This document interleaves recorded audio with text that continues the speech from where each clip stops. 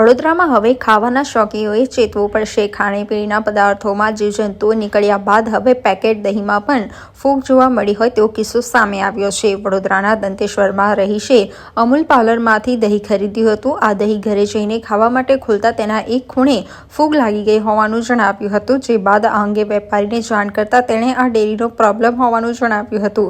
ત્યારબાદ આ અંગે તેમણે વડોદરા પાલિકા તથા અન્યત્રે જાણ કરી હતી। ઉલ્લેખનીય છે કે હવે ઉનાળો આવશે તે દરમિયાન દૂધ, દહીં વગેરેની માંગમાં વધારો થશે। તેવા સમયે આ પ્રકારની ઘટનાઓ અટકાવવા માટે પાલિકા તંત્રએ વર્તિત કાર્યવાહી કરવી જોઈએ તેમ લાગી રહ્યું છે। ગ્રાહક પવનભાઈએ જણાવ્યું હતું કે અમૂલ પાર્લરમાંથી મસ્તી દહીં ખરીદ્યું અને ઘરે જઈને મેં જ્યારે દહીં ખોલ્યું ત્યારે તેમાં ફૂગ નીકળી હતી। આ દહીંની એક્સપાયરી ડેટ 27 તારીખ હતી। મેં જ્યારે દુકાન સંચાલકને કહ્યું ત્યારે તેણે આ ડેરીનો પ્રોબ્લેમ હોવાનું મને જણાવ્યું હતું, જેથી હું આરોગ્ય ખાતામાં અરજી કરવા આવ્યો છું। આ કિસ્સામાં પૈસાનું મહત્વ નથી, પરંતુ આવું ખાવાથી કોઈને ફૂડ પોઈઝન થઈ જાય તો તેની જવાબદારી કોણ લેશે? પાલિકા લેશે કે અમૂલ લેશે?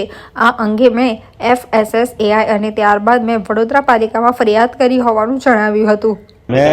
મેં દંતેશ્વરથી આવ્યો છું અને એકચ્યુઅલી દંતેશ્વરથી મારે એ મુદ્દો છે કે મેં ને દહીં લીધું હતું 10 તારીખે રાત્રે 10 વાગે અને જલારામ સ્ટોરમાંથી લીધું હતું અને એ અમૂલનું પાર્લર છે। હવે ત્યાંથી મેં દહીં લીધા પછી મેં દહીં જ્યારે રાત્રે ખાવા માટે ખોલ્યું તો એ ફૂગવાળું હતું। એ મેં એમને સવારે અને એનું એક્સપાયરી ડેટ હતી 27 તારીખ। મેં એમને સવારે કીધું તો એમણે કીધું કે એ ડેરીનું પ્રોબ્લેમ છે, મારું નથી। એટલે મેં આજે આરોગ્ય ખાતામાં એ અરજી કરી છે કે ભાઈ આનું નિરાકરણ થાય કે ભાઈ આ અગર કાલ ઉઠીને આવી જ પ્રોબ્લેમ બધા જોડે થાય તો એ કાંઈ આજે 23 રૂપિયા મહત્ત્વ નથી, પણ 23ની સામે તમે લોકો એને આવી રીતે લૂંટો છો કે આજે આ કોઈને કોઈ ખાઈ લે। મારા ઘરમાં 6 સદસ્ય છે, અગર 6ને કંઈ થઈ જાય ફૂડ પોઈઝન તો એની જવાબદારી લેશે કોણ? કોર્પોરેશન લેશે કે અમૂલ લેશે કે પેલો સ્ટોરવાળો લેશે? એટલે એટલા માટે મેં અરજી આપી છે।